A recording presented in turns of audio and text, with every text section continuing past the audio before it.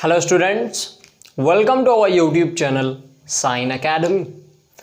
Trigonometry हो सकता है आप लोगों ने क्लास 10th में पढ़ी हो या क्लास 11th में थोड़ी बहुत पढ़ चुके हों, लेकिन क्या आपको मालूम है कि ट्रिग्नोमेट्री हम क्यों डिफाइन करते हैं? ट्रिग्नोमेट्रिक रेशियोज़ को क्यों डिफाइन किया जाता है, कैसे डिफाइन किया जाता है? अगर नहीं तो इस वीडियो को लास्ट तक देखिए, जिसमें हम डिस्कस करेंगे कि ट्रिग्नोमेट्री को सिमिलरिटी से कैसे कनेक्ट करते हैं, कैसे वहाँ से जो हम ट्रिग्नोमेट्रिक रेशियोज़ को डिफाइन करते हैं, और बेसिक प्रॉपर्टीज़ को भी हम इसी वीडियो में डिस्कस करेंगे। और अगर अभी तक चैनल को सब्सक्राइब नहीं किया है तो प्लीज़ चैनल को सब्सक्राइब कर लीजिए। सिमिलरिटी जिन लोगों को नहीं मालूम है, सबसे पहले मैं सिमिलरिटी बता देता हूँ उन्हें। सिमिलरिटी क्या होती है?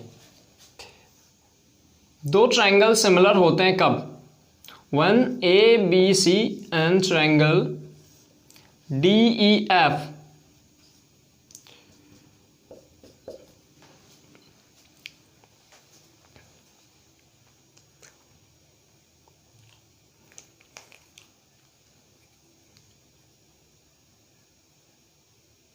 सिमिलरिटी जिन लोगों को नहीं मालूम है, सबसे पहले मैं उन्हें सिमिलरिटी के बारे में बताना चाहूँगा, बिकॉज सिमिलरिटी से ही हम जो है ट्रिग्नोमेट्रिक रेशियोज़ को डिफाइन करेंगे, एक्सप्लेन करेंगे कि कैसे हम ट्रिग्नोमेट्रिक रेशियोज़ को डिफाइन करते हैं। सो सिमिलरिटी क्या होती है? अगर दो ट्रायंगल्स हैं ए बी सी और D E F, if just मान लीजिए कि ये वाला एंगल इसके इक्वल है, angle A is equal to angle D and angle B is equal to angle E, then both triangles are said to be similar. Class 10 में पढ़ चुके होंगे।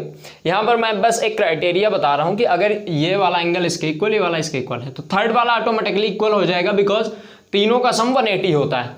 मीन्स अगर दो ट्रायंगल्स के दो एंगल्स सेम हो तो वो दोनों क्या होते हैं? सिमिलर। और सिमिलर ट्रायंगल्स की एक प्रॉपर्टी होती है कि उनके जो करेस्पॉन्डिंग साइड्स का रेशियो होता है वो सेम होता है। करेस्पॉन्डिंग साइड्स का जो रेशियो होता है सेम होता है। मींस अगर हम A B ratio B C ratio C A की बात करें तो वो आएगा D E ratio E F is to F D, ये आएगा। मींस अगर हम दो करके लें तो फिर A B is to B C क्या आ जाएगा? फॉर एन एग्जाम्पल, बस एक एग्जाम्पल दे रहा हूं, A B upon B C is equal to D E upon E F आ जाएगा। सिमिलरली आप जिन दोनों का इधर रेशियो लोगे उन्हीं दोनों का इधर लोगे, उसी के करेस्पॉन्डिंग। ओके, तो ऐसा मिलेगा। ये होती है सिमिलरिटी। एंगल सेम होते हैं सिमिलर ट्रायंगल्स में, और उनके जो करेस्पॉन्डिंग साइड्स का रेशियो होता है वो सेम होता है। ये हो गई सिमिलरिटी। अब हम जरा सा राइट ट्रायंगल में देखते हैं, बिकॉज ट्रिग्नोमेट्री आप जानते हो राइट ट्रायंगल में ही हम डिस्कस करते हैं बेसिक्स को। सो बेसिक्स के लिए हम चलते हैं कहाँ? राइट एंगल ट्रायंगल्स में। Just assume that we have two right angle triangles.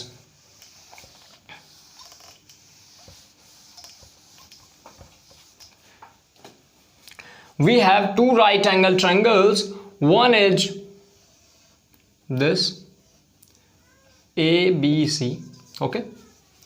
Second is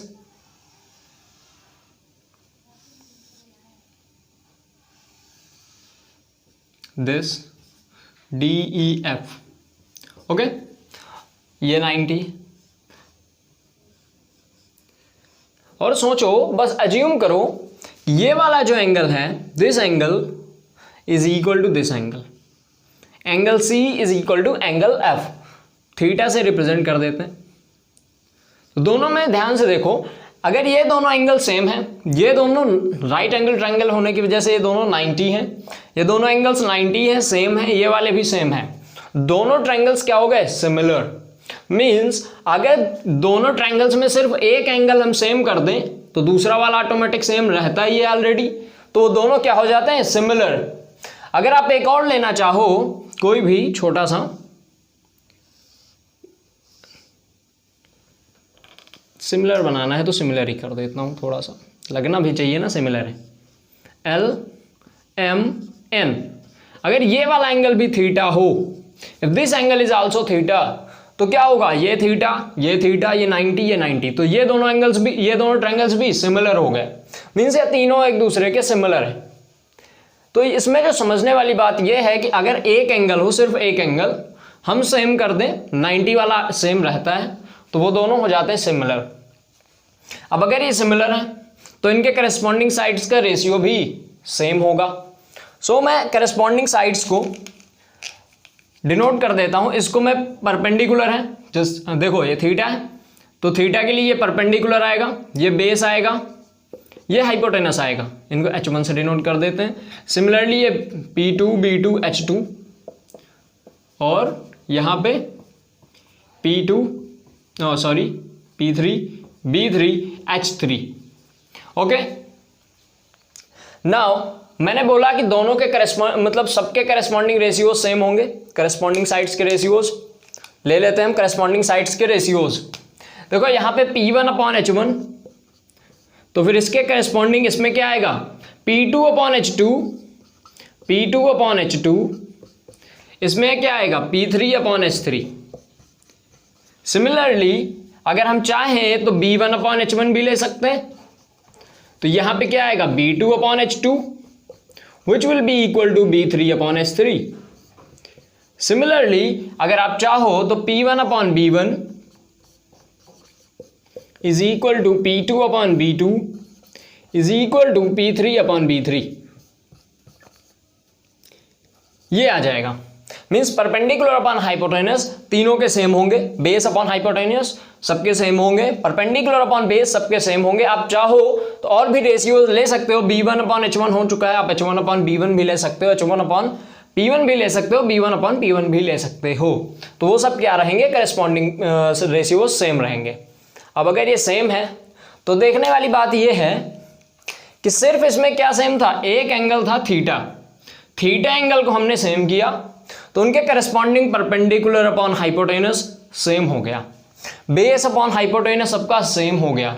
मतलब किसी एक फिक्स्ड एंगल थीटा के लिए, बस आप कंक्लूजन सुनो, किसी फिक्स्ड एंगल थीटा के लिए, ये थीटा फिक्स्ड एंगल थीटा के लिए राइट एंगल ट्रायंगल में परपेंडिकुलर अपॉन हाइपोटेनस कांस्टेंट होता है, बेस अपॉन हाइपोटेनस कांस्टेंट होता है, या फिर यूं बोलें किन्हीं भी दो साइड्स का रेशियो एक कांस्टेंट होता है। अगर थीटा फिक्स्ड है, if theta is fixed then the ratio of sides P1/H1 B1/H1 P1/B1 सारे रेशियोज कांस्टेंट होंगे। मींस एक रेशियो जो है किसके करस्पॉन्डिंग है, थीटा के। मतलब ये रेशियो कब कांस्टेंट होगा, जब थीटा फिक्स्ड होगा। मींस ये जो रेशियो है ये एक फंक्शन है किसका, थीटा का। अगर थीटा फिक्स है तो रेशियो फिक्स है, थीटा चेंज रेशियो चेंज, तो ये एक फंक्शन है थीटा का। तो इस रेशियो को बोला गया कि साइन थीटा, इस रेशियो को बोला गया साइन थीटा, बिकॉज थीटा के लिए जो है एक फिक्स्ड थीटा के लिए रेशियो फिक्स था और इसको एक नेम दे दिया गया साइन थीटा। सिमिलरली इसको दे दिया गया कॉस थीटा और ये हो गया टैन थीटा। सिमिलरली आप जो है कॉसेक थीटा सेक थीटा क्या होते हैं लिख देता हूं। Cosec theta is equal to hypotenuse upon perpendicular, sec theta is equal to hypotenuse upon base and cot theta is equal to base upon perpendicular. It will be clear. अब तो आपको ये पता चल गया होगा कि ये जो ट्रिग्नोमेट्रिक रेशियोज हैं, this trigonometric ratios sine theta, cos theta, tan theta, cosec, sec, cot, इनको कैसे डिफाइन किया गया है। मतलब ये कांस्टेंट की होते हैं किसी एक फंक्शन थीटा के लिए, बिकॉज उनके जो करस्पॉन्डिंग रेशियोज हैं, आप कितने भी ट्रायंगल्स बना डालो, राइट एंगल ट्रायंगल्स, अगर एक एंगल थीटा सेम है तो उनके करस्पॉन्डिंग साइड्स के रेशियोज सेम रहेंगे और उन्हीं रेशियोज को हम बोलते हैं trigonometric ratios, sine cos tan. Okay, trigonometric ratios.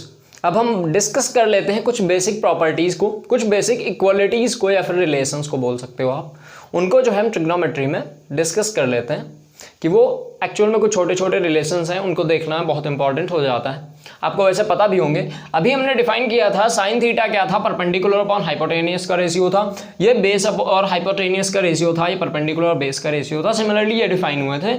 अगर इन दोनों को आप ध्यान से देखोगे साइन और कॉसेक को, तो आप पाओगे कि P/H है, ये H/P है। मीन्स ये दोनों एक दूसरे के रेसिप्रोकल्स हैं। अगर ये दोनों एक दूसरे के रेसिप्रोकल्स हैं तो हम लिख सकते हैं sine theta is equal to 1 upon cosec theta, या फिर हम लिख सकते हैं cosec theta is equal to 1 upon sine theta. Similarly आप लिख सकते हो cos theta is equal to 1 upon sec theta, या फिर sec theta is equal to 1 upon cos theta. Similarly आप चाहो तो cot theta is equal to 1 upon tan theta भी लिख सकते हो, और tan theta is equal to 1 upon cot theta same होता है, ठीक है। ये बहुत बेसिक रेशियोज हैं, आपको पता होंगे, बहुत बेसिक रिलेशंस हैं। एक रिलेशन आता है जो पाइथागोरियन इनइक्वालिटी से निकलता है और बहुत ज़्यादा यूज होता है। इवन आप अगर ट्रिग्नोमेट्री सॉल्व कर रहे हो तो 80 to 80% चांसेस रहते हैं कि उनका यूज होना ही होना है। सो पाइथागोरियन रेशियो क्या होता है, पाइथागोरियन थ्योरम क्या होती है, सबसे पहले हम वो समझेंगे। पाइथागोरियन थ्योरम, इसका प्रूफ आपने क्लास 10th में सिमिलरिटी से ही पढ़ लिया होगा। राइट एंगल थ्योरम थी उसमें, उसी से जो है इसका प्रूफ होता है पाइथागोरस थ्योरम का। यहाँ पर हम सिर्फ उसके स्टेटमेंट को डिस्कस करेंगे। Hypotenuse square is equal to perpendicular square plus base square. This is the statement of Pythagorean theorem. Now हम चाहते हैं कि दोनों तरफ एच स्क्वायर से डिवाइड कर दें, पूरी इक्वेशन को एच स्क्वायर से डिवाइड कर दें। Let us divide the equation by h square. देखिए हमें क्या मिलेगा, this will be 1। H square upon h square is equal to 1। ये क्या है, p upon h whole square, basic mathematics. Now अभी जो है हमने जस्ट क्या लिखा हुआ है, sine theta is equal to p upon h, means 1 is equal to sine square theta plus ये क्या है, B upon H cos theta, means cos square theta. Okay,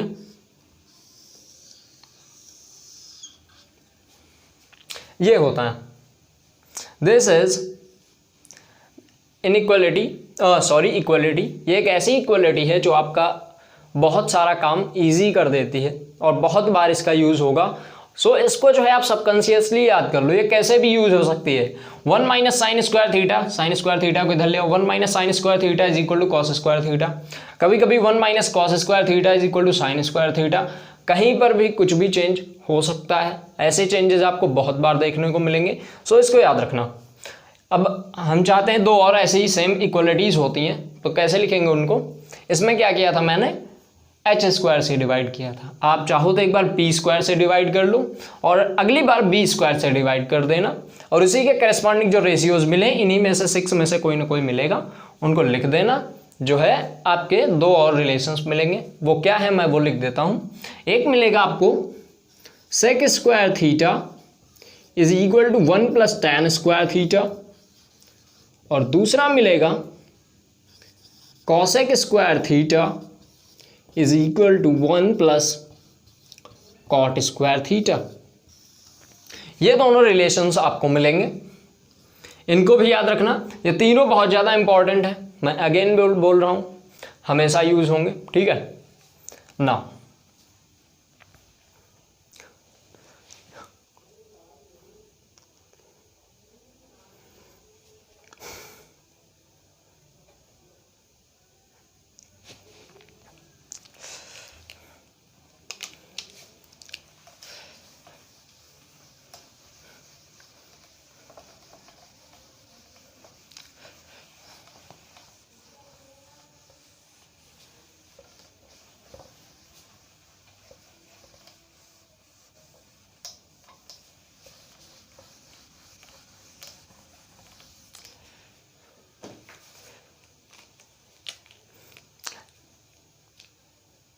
trigonometry में कई सारे स्टूडेंट्स को एक छोटा सा कन्फ्यूजन हो जाता है स्टार्टिंग में, लास्ट में नहीं होता है। जब शुरू में वो स्टार्ट करते हैं बहुत ज़्यादा कंसेप्चुअल तरीके से पढ़ते हैं तब, और जो कंसेप्चुअल तरीके से नहीं पढ़ते उनको तो कभी हुआ ही नहीं होगा वो डाउट। अगर वो डाउट आपको नहीं हुआ है ना, तो आप समझ लो आप ढंग से पढ़ नहीं रहे थे। अगर आपने फंक्शंस पढ़ा हो, कंपोजिशन ऑफ फंक्शंस, तो कंपोजिशन ऑफ फंक्शन में अगर कभी भी एफ स्क्वायर ऑफ एक्स लिखा हो तो इसका क्या मतलब होता है, एफ स्क्वायर ऑफ एक्स का, इसका मतलब होता है एफ ऑफ एक्स। लेकिन साइन स्क्वायर थीटा जब लिखा हुआ है या साइन स्क्वायर एक्स जब लिखा हुआ है तो साइन तो एक फंक्शन है। अभी हम बात करेंगे आने वाली वीडियोस में कि साइन एक फंक्शन है। अब अगर साइन एक फंक्शन है तो एफ के प्लेस पे साइन लिखा हुआ है, तो इसे तो हमें ऐसा लिखना चाहिए साइन ऑफ एक्स। लेकिन ये गलत है, ये राइट तरीका नहीं है। अगर आपके दिमाग में भी कभी ऐसा सवाल आया हो तो नीचे कमेंट जरूर कीजिएगा, और अगर ना आया हो तो भी कमेंट कीजिएगा कि मुझे ये डाउट नहीं आया था। ये डाउट अगर नहीं आया ना तो आपने ये ढंग से नहीं पढ़ा था, ठीक है। अगर ये आपको ये इसका मतलब कभी भी जहाँ स्क्वायर है तो साइन ऑफ साइन नहीं होगा। इसको हमेशा एक्सक्लूसिवली जब भी ये लिखना होगा कहीं पर भी बुक में तो वो इसको ऐसे ही लिखेंगे, आपको भी ऐसे ही लिखना है। अगर साइन स्क्वायर एक्स लिखा हुआ है तो इसका मतलब होता है साइन एक्स होल स्क्वायर। इसका मतलब ये होता है, ठीक है। साइन ऑफ साइन एक्स नहीं होता है, इसका मतलब होता है साइन एक्स का होल स्क्वायर, ठीक है। और यहाँ पे एक और कंफ्यूजन है, साइन एक्स स्क्वायर, ये दोनों बिल्कुल डिफरेंट होते हैं, ये दोनों भी बिल्कुल डिफरेंट होते हैं। जिसमें केवल एक्स का स्क्वायर होता है, इसका साइन से कोई लेना देना नहीं है, ठीक है। सो आप ये दोनों चीज़ें आप हमेशा याद रखना कि साइन स्क्वायर एक्स जो है पूरे का स्क्वायर होता है, ना कि साइन ऑफ साइन एक्स को होता है। और साइन एक्स स्क्वायर जो है उसमें स्क्वायर जो है सिर्फ एक्स के ऊपर रहता है, इसके ऊपर नहीं रहता है, ठीक। जब ब्रैकेट लगा हो तब रहेगा। सो ये कन्फ्यूजन हो जाता है, इसको भी ध्यान रखना। इवन अगर मैं एग्ज़ाम पेपर बनाऊँ ना तो मैं सबसे पहला ऑब्जेक्टिव क्वेश्चन यही रख दूँ कि sine square x is equal to sine of sine x, ये सही है या नहीं है, करेक्ट है या नहीं है। अगर करेक्ट नहीं है तो क्या दिक्कत है इसमें। सो आपको बेसिक्स क्लियर होने चाहिए। अगर आप एक एक फंडामेंटल तरीके से स्टडी करते हो तो आपको डाउट्स बहुत सारे आएंगे और फिर आपको उन सारे डाउट्स के क्लियरेंस भी मिलेंगे। लेकिन अगर आप फंडामेंटली नहीं देखते हो तो फिर आपको डाउट्स आने ही नहीं है, आप एक आधा क्वेश्चन में फंस जाओगे, वो बात अलग है। बिकॉज क्वेश्चंस सॉल्व करना कोई बहुत बड़ी बात नहीं है अगर आपके कॉन्सेप्ट्स क्लियर हैं तो। टिल नाउ आपके कई सारे डाउट्स क्लियर हो चुके होंगे और आपको ये भी पता चल चुका होगा कि ट्रिग्नोमेट्रिक रेशियोज को कैसे डिफाइन किया जाता है, वो रेशियोज किसी फिक्स्ड एंगल के लिए कांस्टेंट क्यों होते हैं, वो सब कुछ मैंने डिस्कस कर दिया। और बेसिक प्रॉपर्टीज़ भी कि sine square theta plus cos square theta is equal to 1 का डेरिवेशन भी मैंने करा दिया है। अगर आपको वीडियो अच्छा लगा तो कमेंट लाइक कीजिए, कोई भी डाउट है कुछ भी पूछना है तो कमेंट कीजिए और अपने फ्रेंड्स के साथ इस वीडियो को शेयर करना मत भूलिए। मिलते हैं हम अपनी नेक्स्ट वीडियो में जिसमें हम डिस्कस करेंगे ASTC रूल। बहुत इंपॉर्टेंट रूल है और बहुत सारे लोगों को कन्फ्यूजन भी रहता है। आपको ये रूल आना चाहिए बिकॉज अगर आपको ASTC रूल अच्छे से आता है तो आप ट्रिग्नोमेट्रिक फंक्शंस के ग्राफ्स को आसानी से ड्रॉ कर पाओगे, आसानी से समझ पाओगे। और अगर ASTC रूल ही आपका क्लियर नहीं है तो आप ट्रिग्नोमेट्रिक फंक्शंस के ग्राफ्स को समझने में बहुत प्रॉब्लम्स आएंगी आपको। इसलिए आने वाली वीडियोस को मिस मत कीजिएगा।